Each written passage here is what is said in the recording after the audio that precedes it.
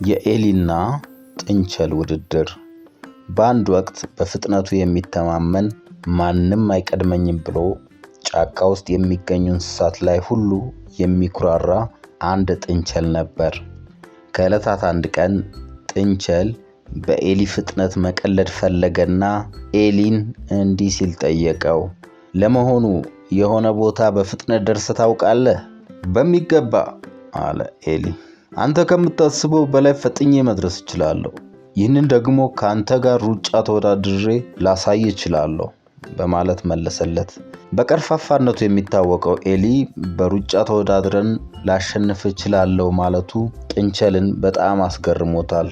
ጥንቸል ብቻ ሳይሆን ሌሎችም እንስሳት በኤሊ የራስ መተማመን በጣም ተገርመው ንግግሩን ይሰሙት ነበር። ጥንቸል ኤሊ በፍጹም አያሸንፈኝም ብሎ እያሰበ ለመዝናናት ያህል ከኤሊ ጋር ሩጫ ለመወዳደር ተስማማ። የሚመቻቸው ቀን መረጡ። በውድድሩ ዕለት ሌሎች እንስሳትም ሌላ ፕሮግራም እንዳይዙ ተነገራቸው። ጥንቸልና ኤሊ ለሩጫ የሚያስፈልጋቸውን አልባሳት አዘጋጅተው የሩጫውን ቀን መጠበቅ ጀመሩ። የውድድሩ ቀን በሌሎች እንስሳትም በጉጉት እየተጠበቀ ነው። ሁለቱም ተወዳዳሪዎች እኔ ያሸንፋለሁ የሚል ስሜት ተሰምቷቸዋል። ኤሊ በራሱ ይተማመናል። የውድድሩ ቀን ሲደርስ ቀበሮ ሩጫውን እንዲዳኝ ተመረጠ። በተሰጠው ዳኝነት መሰረትም ቀበሮ የሩጫው መጀመሪያና ማጠናቀቂያ ቦታ ላይ ምልክት ማድረግ ጀመረ። ሌሎች እንስሳቶችም ማን እንደሚያሸንፍ ለማወቅ ጓጉተው ውድድሩን ለማየት ተሰባስበዋል። ቀበሮ የያዘውን ፊሽካ ፊር አድርጎ ሩጫውን አስጀመረ። ሩጫውን ለማየት የተሰበሰቡት እንስሳት አይናቸውን ተወዳዳሪዎች ላይ ተክለዋል። ሩጫው ሲጀመር ጥንቸል በፍጥነት ከአካባቢው ተሰወረ። ኤሊ ግን እሸነፋለሁ የሚል ተስፋ መቁረጥ ውስጥ ሳይገባ ተረጋግቶ ሩጫውን ቀጠለ። ጥንቸል ትንሽ ከሮጠ በኋላ ኤሊ እንደማይደርስበት አስቦ ቀስ ብሎ መሮጥ ጀመረ። ቀጥሎ ደግሞ ኤሊ እስኪደርስ ትንሽ አረፍ ልበል ብሎ የሚበላው ካሮት ይዞ ከመንገዱ ዳር ዛፍ ተደግፎ ቁጭ አለ።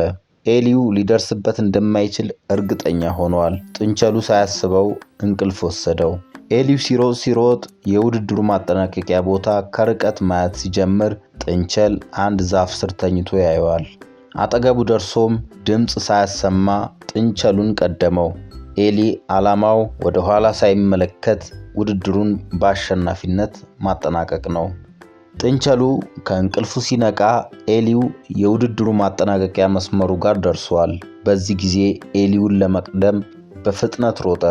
ነገር ግን ኤሊው ቀድሞ ገባ። ውድድሩን አሸንፎ ዋንጫ ተሰጠው።